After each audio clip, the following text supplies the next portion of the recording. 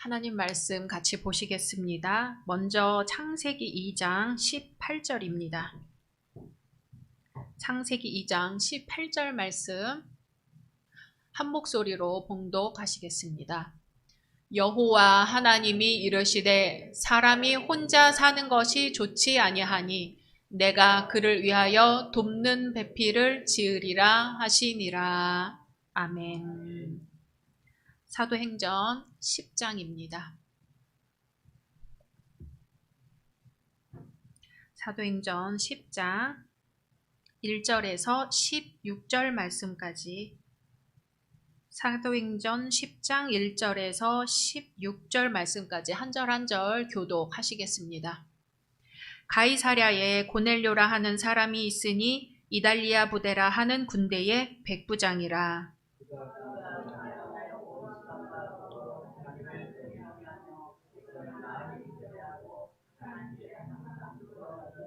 하루는 제9시쯤 되어 환상 중에 밝히 봄에 하나님의 사자가 들어와 이르되 고넬료야 하니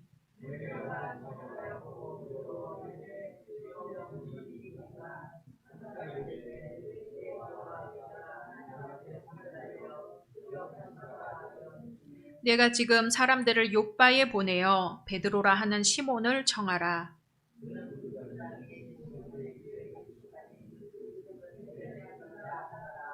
마침 말하던 천사가 떠나매 고넬료가 집안 하인 둘과 부하 가운데 경건한 사람 하나를 불러 이튿날 그들이 길을 가다가 그 성에 가까이 갔을 그때에 베드로가 기도하려고 지붕에 올라가니 그 시각은 제6시더라.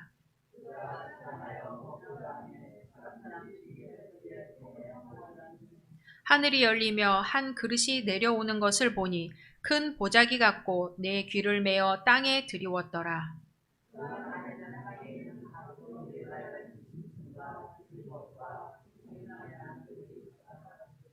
또 소리가 있으되 베드로야 일어나 잡아먹어라 하거늘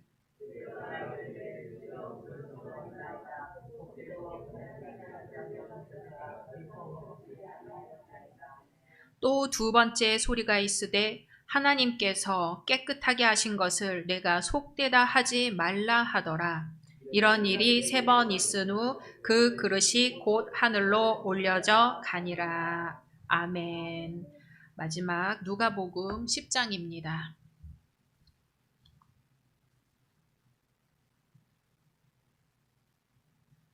누가복음 10장 25절에서 28절까지 한 목소리로 읽겠습니다. 시작.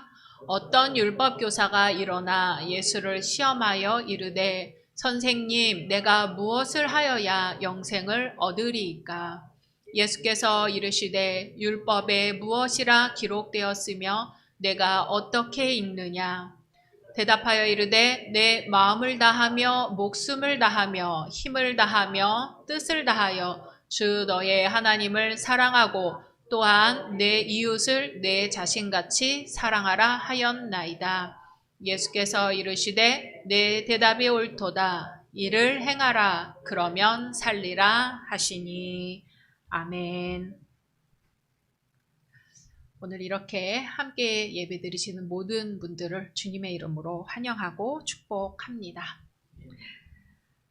사도행전교회 핵심같이 함께 선포하시겠습니다. 오직 예수, 오직 복음, 오직 교회, 오직 하나님의 나라. 아멘. 오래 받으신 약속의 말씀 암송하시겠습니다. 갈라디아서 6장 9절. 우리가 선을 행하되 낙심하지 말지니 포기하지 아니하면 때가 이름에 거두리라. 아멘. 말씀대로 이루어 주실 줄로 믿습니다. 어느 할머니 외손자가 한창 말을 배우기 시작할 때에 마루에서 뛰다가 의자 모서리가 쿵 찌은 거예요. 그래서 이 아기가 할머니한테 와서 어디서 이제 말을 듣고서 할머니 약 그러는 거예요. 할머니가 봤더니 약을 바를 정도는 아니어서 이렇게 쓱 비벼주고 말았더니 그러면 호 하는 거예요. 할머니가 허 하고 불어줬더니 세상 이렇게 안심이 되고 다 나았다는 듯이 얼굴 표정이 환해지는 겁니다. 우리도 아이를 키워본 분들은 누구나 다 호 해주고 손자 손녀들에게 호 해준 경험이 있으실 거예요. 그러면 분명히 어딘가 아프기는 아픈데 어르신이 호 해주면은 괜히 나은 것 같이 기분이 좋아지고 이제는 마음껏 뛰어놀아도 되는 자신감이 생기는 거죠. 할머니, 어머니가 호 또 불어주시는 게 또 뭐가 있을까요?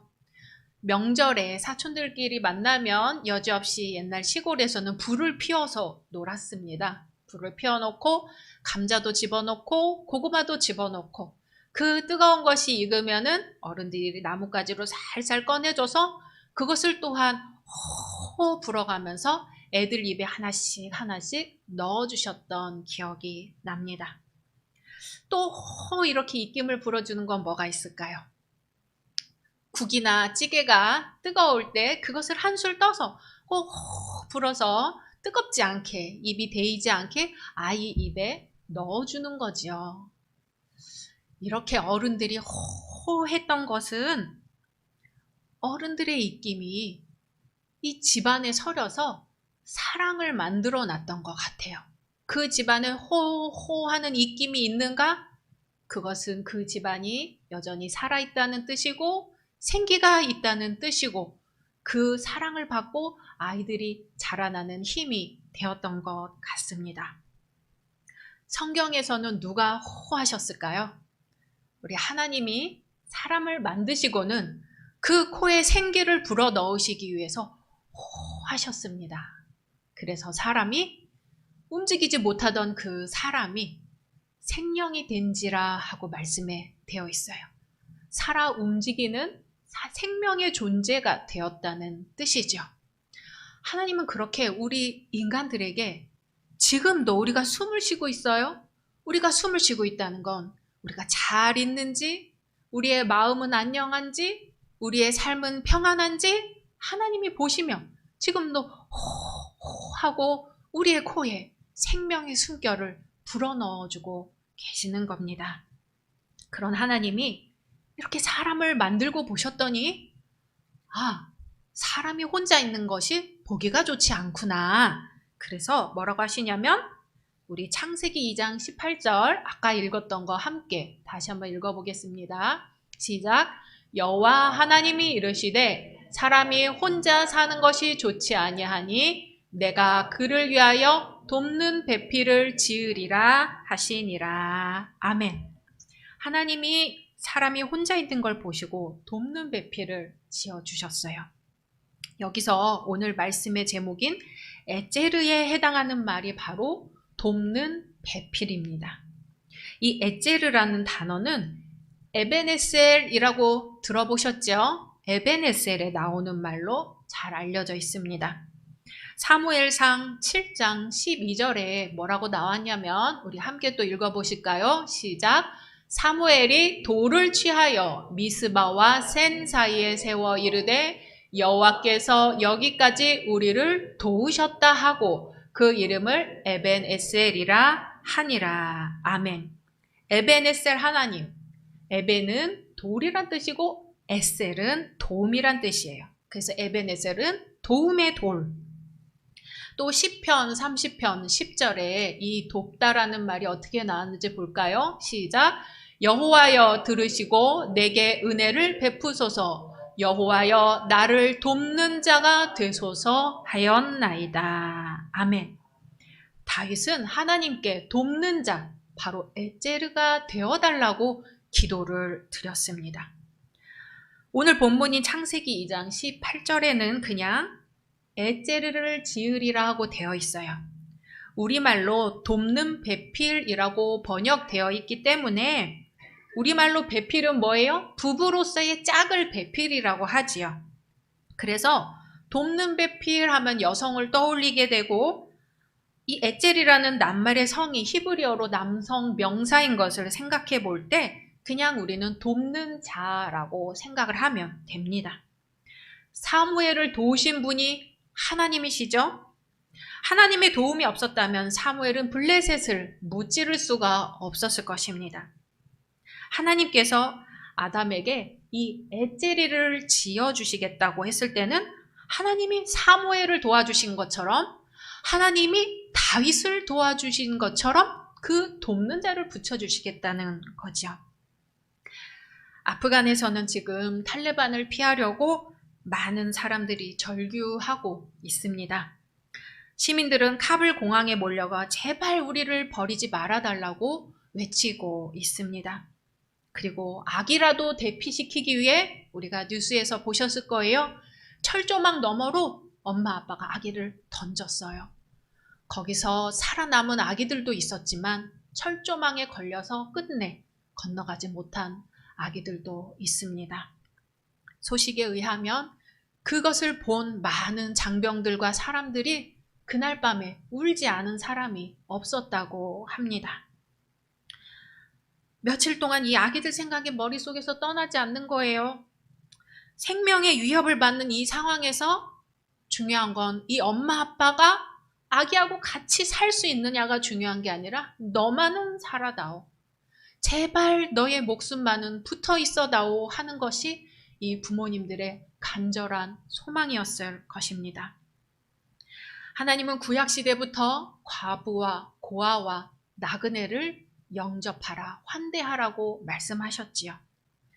차별하지 말라고 누누이 말씀하셨지만 오늘에 이르기까지 하나님의 말씀이 그렇게 잘 지켜지는 것 같지는 않습니다. 구약과 신약 성경이 이 큰 줄기를 이루고 있는 것 중 하나가 나그네를 영접하는 것이지만 이 말씀을 따르고 실천하는 것은 여전히 우리 모두에게 큰 과제가 아닐 수 없습니다. 헬라어 신약 성경에서 이 환대에 해당하는 단어는 필로제니아, 낯선 자를 사랑함입니다.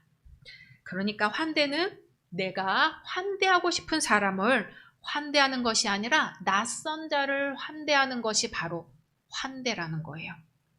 교회는 낯선 사람들과 동역자가 되는 곳이고 내가 환영하고 싶은 사람을 환영하는 곳이 교회가 아니라 주님께서 환영하는 사람들을 환영하는 곳이 바로 교회라는 것이죠. 교회는 종교나 성별이나 인종이나 정치적 견해가 달라도 예수 그리스도 안에서 우리가 얼마나 하나가 될 수 있는지 연습하는 곳이 바로 교회입니다. 대한민국은 요즘 새로운 대선 후보가 되겠노라고 시끄럽습니다. 세상 정치인은 다 자기 얼굴을 내밀어요. 무슨 당, 무슨 대표, 무슨 위원 하면서 다 자기 얼굴이 한 번이라도 TV에 비춰주기를 바라지요. 하지만 우리 그리스도인은 우리 얼굴이 아니라 예수님 얼굴 딱 하나만 내밀 수 있습니다. 우리 모두는 모두 예수님 뒤로 섭니다. 내가 충분히 이해해서 당신과 같이 있는 것이 아니라 설사 내가 당신을 이해할 수 없어도 예수님 안에서 우리는 하나라고 고백하는 것이 우리 신앙인의 고백인 것이죠. 그러한 성경의 정신이 바로 이번 특별 기여자 신분으로 한국으로 390명의 아프가니스탄 사람들이 들어왔죠. 바로 이 미라클 탈출 작전이 아니었나 싶습니다.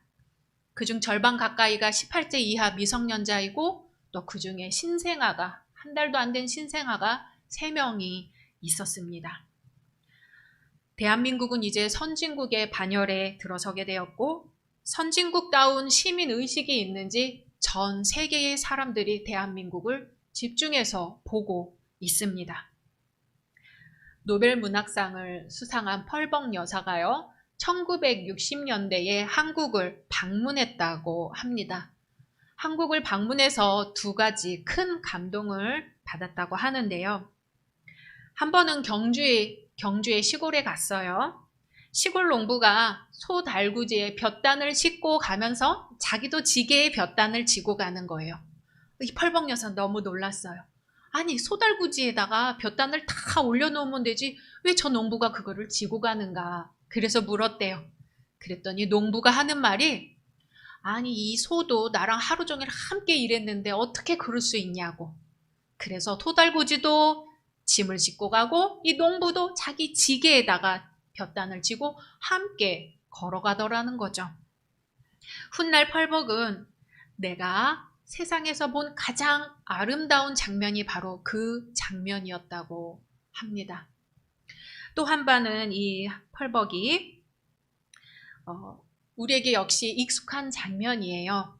또한 시골에 갔더니 가을 감나무에 감이 10개 정도가 그대로 달려있는 거예요. 그래서 물었죠. 저거를 딸 수 있는 사람이 없어서 못 땄습니까? 물었더니 그거는 겨울 새들이 먹으라고 남겨둔 까치밥이에요. 그랬더니 아니 도대체 이 한국 사람들은 짐승을 위해서도 저렇게 먹을 것을 남겨두는가 하고 내가 한국에 와서 유적지도 가보고 왕릉도 가보고 궁궐도 가봤지만 내가 이것을 본 것 하나만으로도 한국에 온 보람이 있었다 이야기합니다.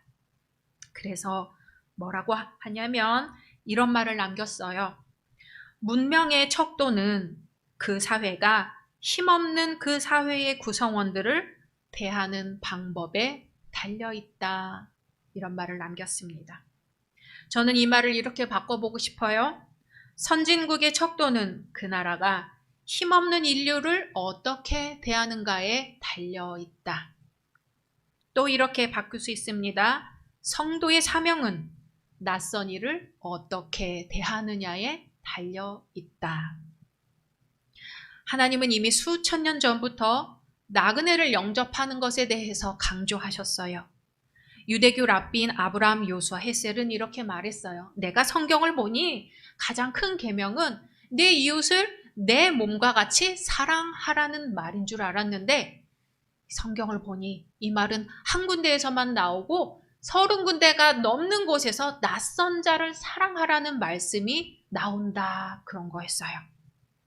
이웃은 대체로 우리와 같은 사람들이기 때문에 이웃을 만나고 대하고 또 친절하게 하는 것이 그렇게 어려운 일이 아니라고 생각할 수 있지만 낯선 자들은 우리와 같지 않아서 피부 색깔도 다르고 신앙도 다르고 배경도 달라서 옛날이나 오늘날이나 낯선 자를 환대한다는 것은 쉽지가 않다는 것이었어요. 가이사랴에 고넬료라는 사람이 있었어요. 이 사람은 로마 부대의 백부장이죠. 오늘로 말하면 한국에서 육군 대위 정도 될 것 같습니다. 고넬료는 로마 사람이지만 유대인을 존중하고 하나님을 경외하며 기도하는 사람이었어요. 어느 날 환상 가운데 하나님의 천사를 만났어요. 하나님의 천사가 뭐라고 하냐면 고넬료야, 요바에 가면 베드로라고도 하는 시몬이 있는데 그 사람을 데려와라. 그래서 고넬료는 이게 무슨 일인가 하고 그 말씀에 순종하며 요바에 사람들을 보냈지요. 그런데 그 시각에 요바에 있던 베드로가 기도 시간이 되어 옥상으로 올라갔는데 기도 중에 또 환상을 보는 거예요. 하늘에서 큰 보자기 같은 것이 내려오는데 봤더니 네 발 달린 짐승도 있고 하늘에 새도 있고 그리고 기어다니는 짐승들이 있어요. 목소리가 들립니다. 베드로야, 이것을 잡아 먹어라. 아니 주님, 저는 이제까지 한 번도 부정하거나 속된 것을 먹어본 적이 없습니다. 먹을 수 없습니다. 그러는 거예요. 그랬더니 무슨 음성이 들리냐면 베드로야, 하나님이 깨끗하다고 하신 것을 속되다고 하지 말아라 하시는 거예요. 베드로에게 이 일이 3번이나 더 있은 이후에 이 보자기 같은 그릇이 하늘로 올라갔다고 말씀은 증거합니다. 이 일이 있고 바로 베드로가 눈을 떴는데 똑똑똑 소리가 들리는 거죠. 바로 고넬료가 보낸 사람들이었어요. 아하, 하나님이 나를 고넬료와 만나게 하시려고 이방인인 이방 관습대로 사는 이 고넬료를 만나게 하시려고 나에게 이 환상을 보여주셨구나 하고 그 사람들을 따라갔더니 고넬료와 고넬료의 가족들과 친척들과 친구들이 모여서 하나님의 말씀을 들으려고 기다리고 있었던 거예요. 베드로는 그 자리에 가서 하나님의 말씀을 선포하지요. 그러고 뭐라고 하냐면 사도행전 10장 34절, 35절 같이 읽겠습니다. 시작. 베드로가 입을 열어 말하되 내가 참으로 하나님은 사람의 외모를 보지 아니하시고 각 나라 중 하나님을 경외하며 의를 행하는 사람은 다 받으시는 줄 깨달았도다. 아멘. 우리 가운데 고넬료는 누구이고 베드로는 누구일까요? 어떻게 보면 고넬료와 베드로는 우리 안에 다 있습니다. 내가 원칙과 간습과 전통을 중요시하며 살았다면 베드로가 될 것이고, 내가 낯선 자가 되고 이방인이 되고 새로운 방식을 시도한다고 하면 바로 고넬료가 되겠지요. 우리 생각 속에 미국이나 유럽은 가깝게 느껴집니다. 본받고도 쉽고 가까워지고도 쉽고 그래요. 그런데 북한은 어때요? 땅은 붙어 있어서 가장 가깝죠? 하지만 멀어요. 가본 적도 없고 맨날 싸우고 다투고 심지어는 전쟁을 잠시 쉬고 있는 사이이지요.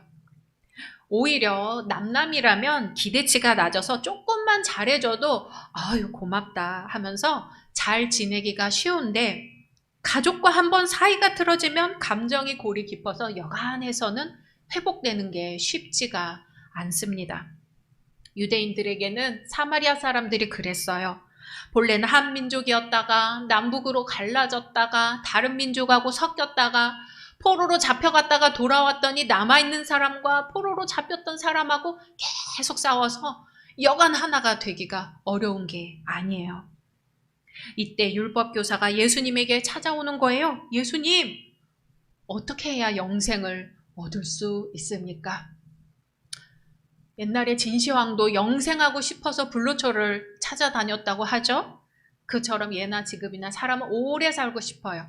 그런데 여기서 영생은 내가 아프면서 다른 사람을 힘들게 하면서 오래 사는 게 아니라 질적으로 행복하면서 내가 어떻게 살 것이냐 하는 것이 오랜 옛날부터 인간들의 가장 큰 질문 중에 하나가 바로 어떻게 하면 영생할 것인가 였다고 합니다. 오늘 율법교사는 율법을 전문적으로 연구하는 성경학자죠. 대단한 학식이 있어요. 전 생애를 바쳐 율법을 연구하고 문화생들에게 바로 또 이 율법을 가르쳤을 것입니다. 그런데 오늘 25절에 보니까 예수님을 시험하려고, 내가 영생을 왜 얻고 싶은지 그것을 예수님께 왜 질문했냐면 예수님을 시험하고 싶어서, 어쩌면 다른 사람에게 내가 얼마나 학식이 있는 사람인지 자랑하고도 싶었겠지요. 예수님은 물어보십니다. 우리 누가복음 10장 26절 같이 읽어볼까요? 시작. 예수께서 이르시되 율법에 무엇이라 기록되었으며 내가 어떻게 읽느냐? 율법에 답이 있다는 거예요. 율법 교사가 대답합니다. 27절 시작.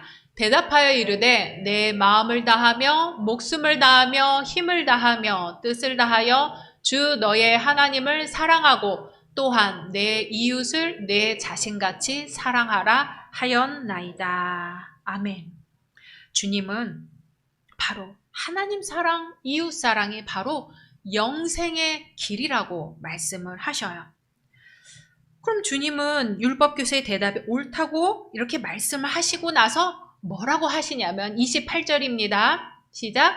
예수께서 이르시되 내 대답이 옳도다. 이를 행하라. 그러면 살리라 하시니. 이를 행하라. 그러면 살리라. 그랬더니 율법교사가 또 물어요. 그러면 내 이웃이 누굽니까? 예수님이 말씀하시죠. 우리 잘 아는 이야기예요.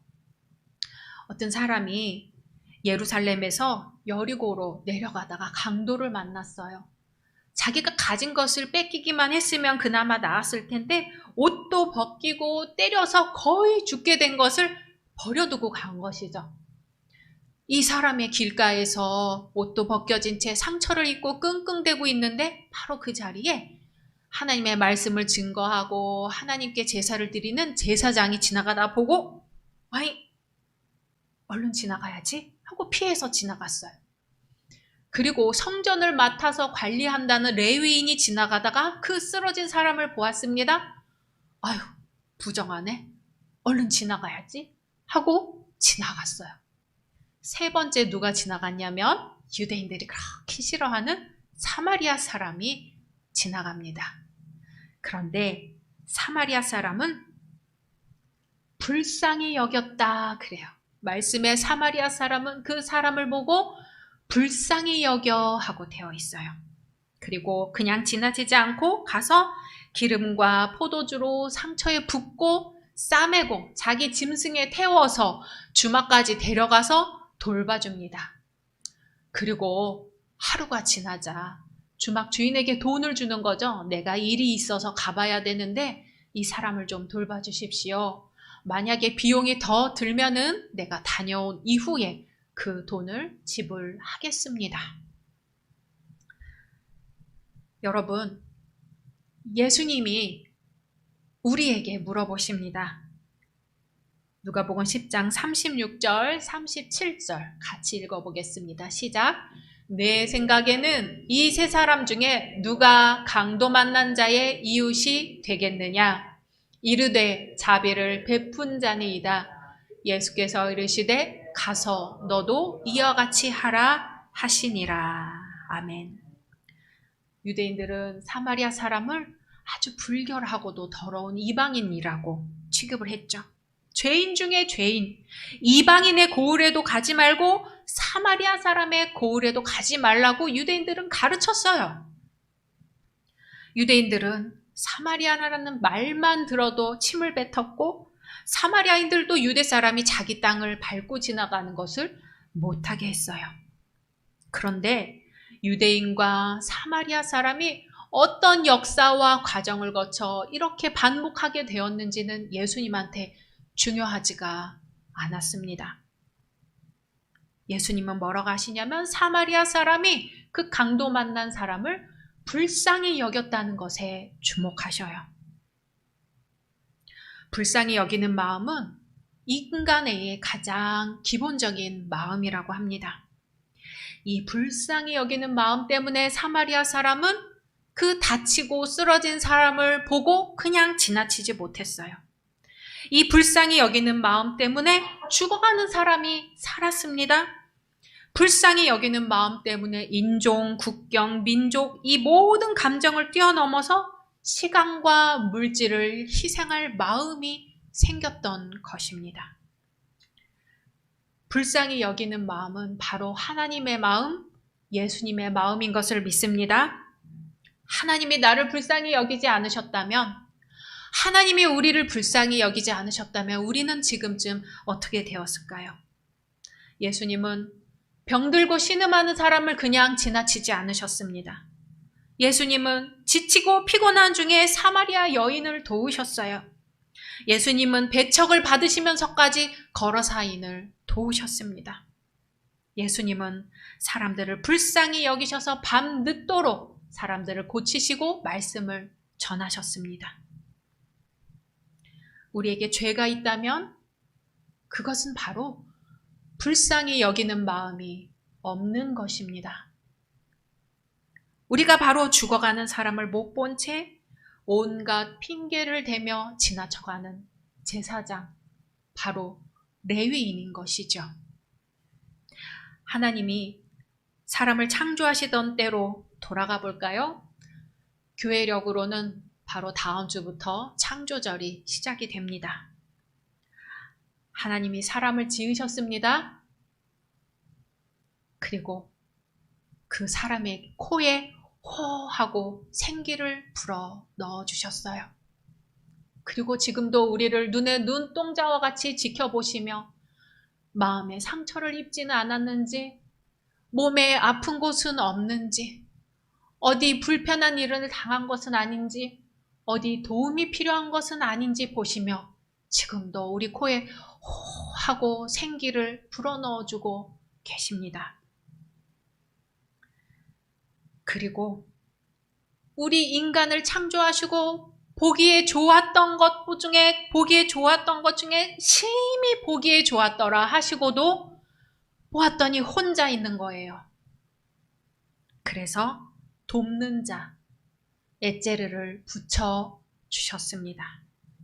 같이 살으라고, 같이 행복하라고, 같이 도우며 살라고요. 마치 하나님이 사무엘을 도우신 것처럼, 마치 하나님이 다윗을 도우셨던 것처럼 서로 함께 도우며 살라고 우리에게 에제르를 붙여주셨습니다. 우리 주변에 상처받은 사람이 있습니까? 우리 주변에 몸이 아파 괴로운 사람이 있습니까? 하나님이 보시기에 저 사람이 혼자 있는 것이 보기에 좋지 않다 하는 그 사람을 우리가 알고 있습니까? 하나님이 물어보십니다. 누가 그 사람을 위해 에제르가 되어 주겠는가? 주님이 말씀하십니다. 누가 강도 만난 자의 이웃이 되겠는가? 이르되 자비를 베푼 자니이다. 예수께서 이르시되 가서 너도 이와 같이 하라 하시니라. 아멘. 다 같이 침묵으로 기도하시겠습니다.